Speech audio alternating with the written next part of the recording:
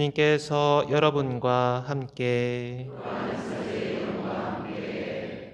마테오가 전한 거룩한 복음입니다.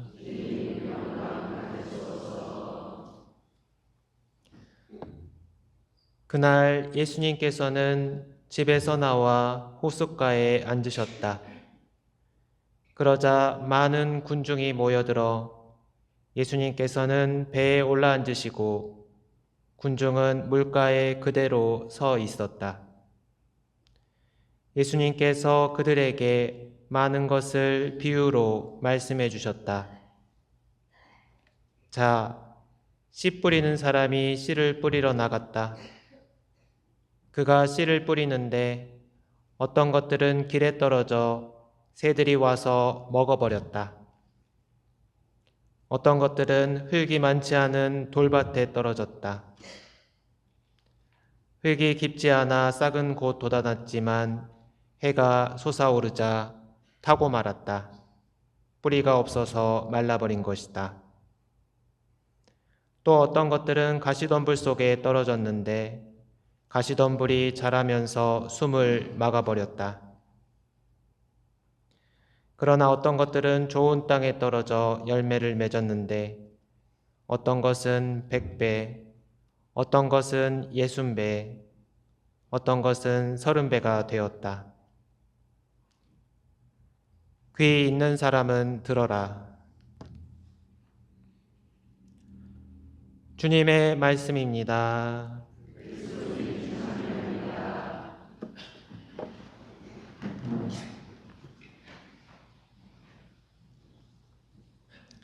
참여 예수님,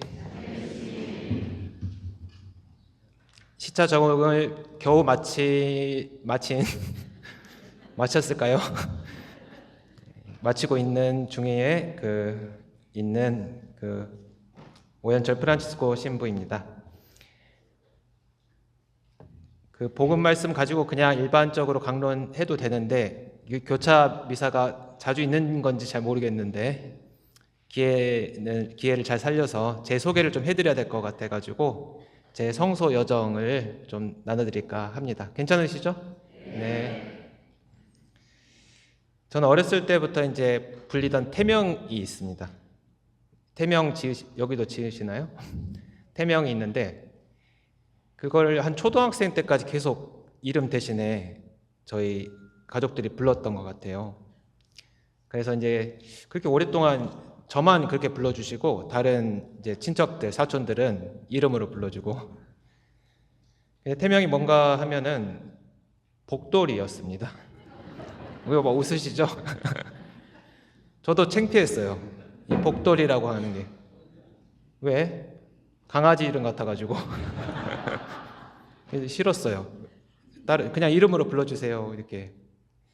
근데 저희 이제 신앙이 이제 외갓집에서부터 왔는데 저희 이모님들이 7분 계십니다. 와, 결국 포기하셨어요. 이제 아들 낳는 거를 포기하시고 저희 외할아버지, 외할머니께서는 이제 딸만 8.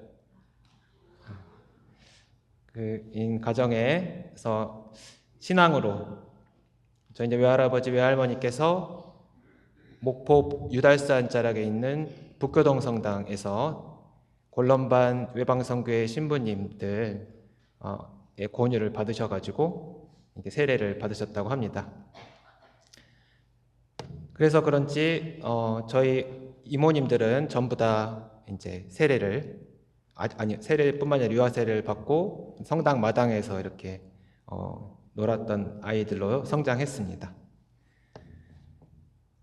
집안이 뭐 어떤 순교자 집안은 아니지만 3대째 나름대로 신앙을 이어오면서 자연스럽게 제 마음 안에서는 신앙이 개인적인 선택이 아니고 개인적인 천주교 갈까 불교 갈까 개신교 갈까 이렇게 본인이 선택해서 온 게 아니고 하느님께서 조상들 선조들을 신앙 선조들을 통해서 물려주신 또 유산이기도 하구나 이런 생각을 자연스럽게 갖게 되었습니다. 어렸을 적에 이제 제 기억으로는 주일학교 학생들처럼 어머니가 아버지랑 이렇게 미사 드리실 때 성당을 놀이터 삼아서 숨바꼭질도 하고, 미사가 끝났나 안 끝났나 보려고 이제 저기 이제 큰 문 있으면 이제 문틈 사이로 이렇게 몰래 이렇게 보면서 미사 끝났는지 확인도 좀 하고 그렇게 놀았던 기억이 납니다. 그 미사 중에 이제 그 시모님께 혼났던 기억도 있고요. 유아실에서 이제 동생하고 떠들고 있었는데 그 유아실에 이제 스피커가 있잖아요. 스피커로 거기 떠드는 놈들 앞으로 나와 그러셔가지고 이 중앙으로 불려 나와가지고 크게 혼났던 기억이 있는데, 호랑이 신부님이셨거든요. 근데 그 신부님보다 더 무서웠어요. 누가? 저희 어머니가. 저희 어머니는 성적이 떨어져도 그렇게 크게 혼을 내시는 분은 아니었고, 성당을 빠지면 크게 혼을 내시는 분이셨습니다. 그래서 신앙교육, 이게 자녀교육을 하시려면은 매번 고민들이 이제 그런 것이잖아요. 아이들이 성당을 안 나가서 좋은 것을 잘 성당 같이 안 나와서 걱정이에요. 교육의 일관성이 있어야 됩니다. 저희 어머니 얘기해드리면서 말씀을 드리곤 합니다. 그렇게 해서 이제 자라났는데 사춘기도 오고, 어머니에 대한 특별히 이제 반항심 이런 것들이 있었어요. 아버지는 웬만하면 다 해라 이거였는데, 어머니로부터 이제 독립하려고 하는, 또 이제 자라면서 성장하려고 하는 그 진통으로 사춘기를 겪으면서 왜 그랬는지 모르겠지만 성당을 이제 그만 나가야 되겠다. 유아 세례 받았으니까 아는 것도 없고 교리를 받는 게 아니잖아요. 그래서 유아 세례 받아서 제가 왜 성당에 나가야 되는지 이제 신앙의 사춘기를 겪었습니다. 그러면서 신앙을 버리려고 했는데, 저희 어머니랑 이제 결혼하시기 위해서 아버지께서 뭘 해야 돼요? 관면언배. 그리고 이렇게 교리를 조금 공부하신다고 그때 이제 책을 보시던 것이 있었습니다. 저희 어머니는 이제 책장이 없으셔가지고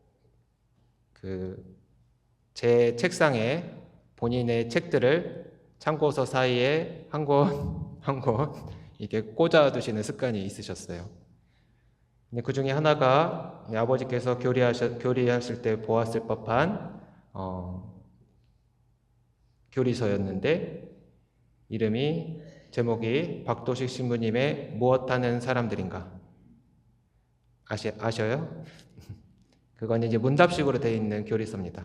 혼자서도 충분히 공부할 수 있는 그 교리서고, 대신에 그 교리서는 너무 오래돼가지고 한글로 써 있었지만 세로로 적혀 있었습니다. 그리고 이제 거의 이게 열면은 쪼개질 정도로 오래된 책이었고, 그것을 보면서 처음으로 제가 믿는 신앙이 어떤 것이다 라는 것을 느낄 수 있는 시간이었고, 하느님께서는 저에게 성소의 작은 씨앗을 주시기도 하셨습니다. 그래서 고등학교 이제 1, 2학년 때니까 진로에 대해 한참 고민할 때쯤에 제가 어머니께 그냥 지나가는 말로 어머니, 제가 신부가 되면 어떨까요? 이렇게 했더니 어머니께서 대환영이다 라고 하실 줄 알았는데 알아놓으셨어요. 아까 제 이모님들이 몇 분 계시다고 그랬죠? 7분이 순차적으로 위문 방문 오셨습니다. 그래서 아직도 기억에 집에 이모님들이 계시니까 들어가야 되는데 가면은 해명을 해야 될 것 같아가지고 집에도 못 들어가고 서성였던 그 기억이 납니다. 또 하나는 어머니께 물려받은 신앙인데, 어머니께 어떤 하느님을 물려받아야 되는가? 저는 무서운 하느님을 물려받았거든요. 그래서 최대한 하느님을 멀리 두고 싶어 했습니다. 아주 높은 곳에, 그리고 시간적으로는 죽고 난 다음에 옥황상제 같은 그런 분으로 존경하는 것 같지만 사실은 멀리 좀 제 삶으로부터 떨어뜨려 놓으려고 하는 그런 생각을 가지고 있었습니다. 근데 저희 어머니께서 또한 레지오도 하셨는데 가르멜 재속회원이셨습니다. 가르멜 제3회원이라고 바깥에서 수도생활과 준하게 이렇게 생활하는 그런 삶을 사셨는데 가르멜 영성서적들이 또 많이 꽂혀 있었습니다. 이제 저의 하느님관을 바꿔준 또 한 인물이 나타나는데요. 아빌라의 성녀 데데레사 성녀의 천주자비의 글이라는 책을, 지금 봐도 어렵습니다. 그 책을. 근데 그 고등학교 때 제가 느꼈을 때 그 성녀는 하느님을 저기 먼 곳이 아니라 바로 내 앞에 계시는 님, 사랑하는 나의 님으로 소개해 주셨습니다. 그러면서 제 마음 안에 성소의 불꽃은 조금 더 밝게 타올랐습니다. 그럼에도 불구하고 저는 제가 제 스스로 얘기하긴 그렇지만 착한 아이였습니다. 제가 이제 어렸을 때 첫 장래 희망이 이제 초등학교 선생님이었거든요. 근데 공교롭게도 저희 주공아파트 5층짜리 주공아파트에 저희 집이 5층이었고 저희 통로 밑에 2층에 담임 선생님께서 살고 계셨습니다. 그래서 어머니께서 학부모 면담을 하러 내려갔다가 올라오시는데 문을 여시자마자 화를 내십니다. 왜요? 너는 왜 꿈이 그거밖에 안 되냐? 그때 당시에 남자가 하는 직업이 아니라고 생각하셨던 것 같습니다. 그렇게 해서 알겠습니다 하고 이제 또 이제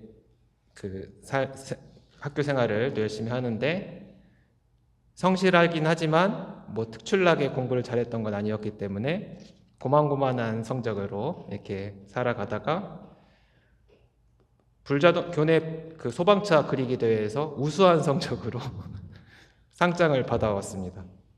그래서 이제 어머니께 자랑하면서 제가 앞으로 이걸로 장래 희망을 하고 싶습니다.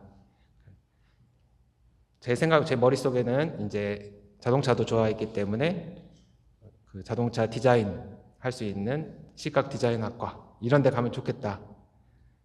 그랬다면 제 인생이 또 달라졌겠지만 또 어머니께서는 한마디로 제압하는 기술이 있으셔가지고 뭐라고 하셨을까요? 이놈아, 예수라면 굶어 죽어. 그렇게 한마디로 얘기하셔서 할 수 없이 또 접고 그렇게 지냈습니다.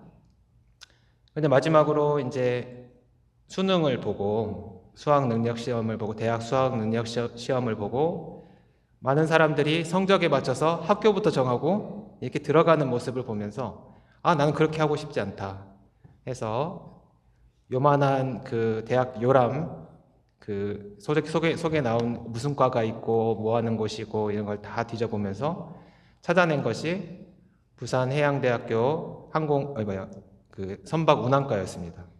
선박 운항과가 이제 마도로스 되는 거죠, 그죠?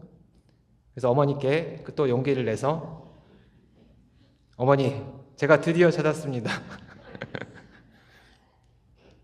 해양운항과에 가고 싶습니다. 그랬더니 어머니께서 뭐라고 반대하셨을까요? 여러분들 잘하고 계시잖아요, 그죠? 이놈아, 우리 집안에 그런 사람 한 명도 없다. 그런데 그것은 사실이 아니었습니다. 저희 두 번째 이모부께서 마도로스이셨습니다. 그 거짓말에 속아서 또 이제 알겠습니다, 어머니. 그러면 제가 뭘 해야 됩니까? 했더니 행정학과 가서 공무원 돼서 안전하게 살아라 이렇게 말씀해 주셨습니다. 그렇게 해서 입학하게 된 대학교가 자유도 있었기 때문에 기뻤을까요? 마음에 이렇게 꾹 눌려 있는 상태에서 마치 오늘 복음 말씀에 가시덤불 속에 있는 씨앗처럼 이렇게 답답한 마음으로 대학 생활을 하는데 가톨릭 학생회라는 곳에 가입하게 됐습니다. 거기에서 나는 졸업 전에 나는 신학교 간다. 계속 이렇게 틈만 나면 이야기하고 했던 아이입니다. 그렇게 해서 이제 군대에 가서 이대로 제대를 하면 어머니께서 분명히 시험 공부를 해서 공무원이 되라 이렇게 하실 것 같아서 아버지께 편지 한 통 그리고 어머니께 편지 한 통 이렇게 보냈는데 덜컥 답장이 뭐라고 왔냐면은 가거라. 그때부터 갑자기 허락이 떨어지니까 제가 오히려 준비가 안 돼 있었던 것 같습니다. 그래서 하느님께 이제 기도를 하는데 이제까지 제가 누구 말을 더 잘 들었어요? 엄마 말을. 하느님 말보다 우선시 했잖아요. 그렇죠? 그래서 마음속으로 기도하는데 늘 불편한 마음이 계속 올라왔습니다. 그래서 하느님께 좀 덜 죄송하면 어떻게 해야 되나 그런 생각이 있다가 그러면 한국에는 신부님들이 많다고 하니까 신부님이 없는 곳으로 저를 보내주시면 제가 열심히 살겠습니다. 좀 덜 미안할 것 같았습니다. 하느님께. 그렇게 해서 가게 된 곳이 외방선교회에 가겠습니다. 저희 어머니께서 또 외방선교회 후원 회원이셨거든요. 어머니 제가 외방선교회에 가겠습니다 했더니 어머니께서 이번에는 알아놓기까지는 아니신데 차라리 교구로 가면 어떠니 라고 실망을 좀 표현을 하셨습니다. 그럼에도 불구하고 허락을 해주셨습니다. 나중에 왜 허락해 주셨어요? 라고 여쭤보니까 어머니께서 어렸을 때 누구를 만났어요? 골럼반 외방선교회 외국 신부님들, 아일랜드 신부님들, 그분들의 삶을 떠올리시면서 너도 그러면 그렇게 살아라 라고 마지막에는 격려를 해주셨습니다. 그렇게 해서 이제 그 중국 선교의 꿈을 품고 이제 외방선교회에 입학해서 재밌게 신학생 생활을 하는데 대만에 이제 파견됐습니다. 대만에 파견됐는데 2달간은 외방선교회에서 지내고 1달간은 예수회에서 지낼 경험을 이제 갖게 됐어요. 근데 2달 동안 이곳이 선교지라고 하더니만 정말 선교지구나. 평일미사는 신자들 한 명도 찾을 수 없고 신부님과 저만 미사를 드리고 남는 시간에는 성당에 있는 잡초들을 좀 뽑고 그런 삶을 살면서 잡초를 뽑으면서 문득 여기는 어디고 나는 누굴까 라는 생각이 들었습니다. 어린 나이였죠. 20대 후반의 젊은 나이에 내가 평생 이렇게 살 수 있을까 라는 생각이 들 무렵 마음 안에는 공포와 두려움이 물밀듯이 찾아왔습니다. 그런 와중에 하느님께서는 또 저를 예수회라는 곳에 같은 대만에 있었는데 그곳으로 보내주셨어요. 보내주셔서 거기 가니까 같은 시간대 같은 공간대에 있는데 임에도 이 신부님들은 너무나 바빠서 한가할 틈이 없어요. 저한테 영향을 주셨던 신부님은 벨기에에서 오신 선교사 신부님이셨습니다. 그 선교사 신부님은 벨기에에서 그 먼 남은 땅에서 성소도 없는데 여기까지 멀리까지 오셔가지고 중국어 배우느라고 정말 힘드셨는데 이번에는 원주민말 배우신다고 또 바쁘시다는 거예요. 여하튼 그분 영향으로 예수의 선교사로 살려면 수도자가 되는 것이 좋겠구나 라는 생각을 갖게 되어서 귀국하자마자 이제 면담을 하고 외방선교회 총장 신부님과 또 예수의 지원자 모임을 동시에 면담을 하고 이제 예수의 지원자 모임을 나갈 수 있게 되었습니다. 그 기간이 이제 1년이거든요. 밖에서 있는 시간 안에 그냥 집에 있을 수는 없기 때문에 서울대교구 교정사목위원회 아세요? 그 교도소 사목하는 곳입니다. 그래서 구치소 감옥 꽤나 들락거렸습니다. 거기에서 이제 제가 청소를 잃을 수 있는 아주 그 위기에 있는 시간이었는데 제가 하고 싶은 말이 얼마나 많았겠습니까? 그런데 저랑 같이 살고 있는 출소자들은 사연이 저보다 더 기구하고 더 파란만장한 삶을 살았기 때문에 그들의 삶을 이야기를 듣다 보면 밤이 꼴딱 샐 때도 많았고 그러면서 제 고민이 어느새 그분들의 이야기를 들으면서 녹아내리는 것을 체험하게 됐습니다. 이래서 하느님께서 이 시간을 저한테 허락해 주셨구나. 왜 가난한 사람들한테 가라는지 알겠다.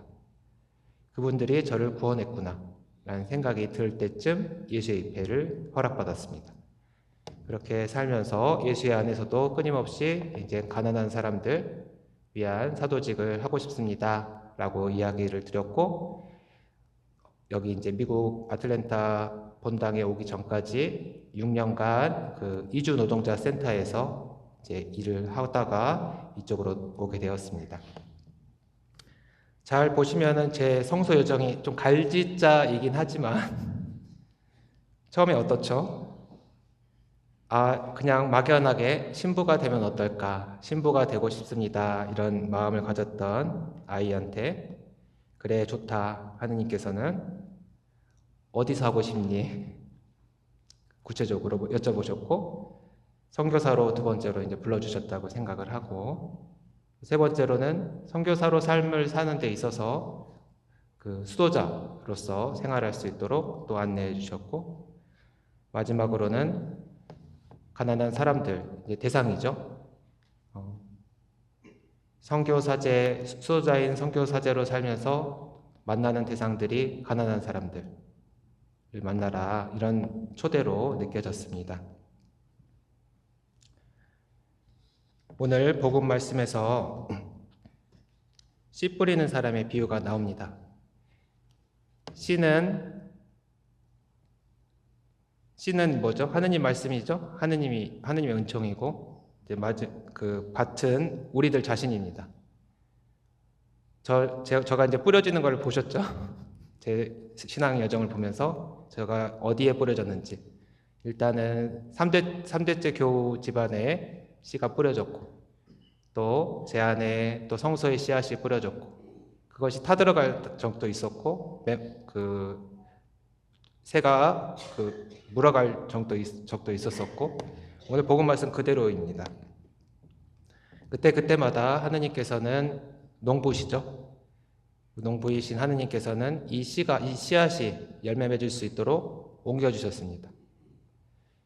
그 옮겨주신 그 손길들을 느껴가면서, 인간이 계획을 해도 이루시는 것은 하느님이시다라는 믿음이 제 안에서도 전 자라나게 되었습니다. 오늘 독서 말씀을 다시 한번 여러분들에게 상기시켜 드리고 싶습니다. 주님께서 이렇게 말씀하신다. 비와 눈은 하늘에서 내려와 그리로 돌아가지 않고 오히려 땅을 적시어 기름지게 하고 싹이 돋아나게 하여 씨 뿌리는 사람에게 씨앗을 주고 먹는 이에게 양식을 준다. 이처럼 내 입에서 나가는 나의 말도 나에게 헛되이 돌아오지 않고 반드시 내가 뜻하는 바를 이루며 내가 내린 사명을 완수하고야 만다. 우리들 각자 안에 성소의 씨앗, 또 신앙의 씨앗이 뿌려집니다. 하지만 그것이 때때로 숨이 막히기도 하고 또 타들어가기도 하고 그렇습니다. 하지만 걱정하지 마십시오. 하느님께서 우리를 농부시다. 하느님께서 농부이시기 때문에 가시던 불이 있다면 치워주실 것이고, 또 새들이 있다면 쫓아주실 것이고, 그렇게 해주실 겁니다. 그런 믿음으로 우리 신앙생활 기쁘게 해나갈 수 있도록 은총을 청할 수 있으면 좋겠습니다.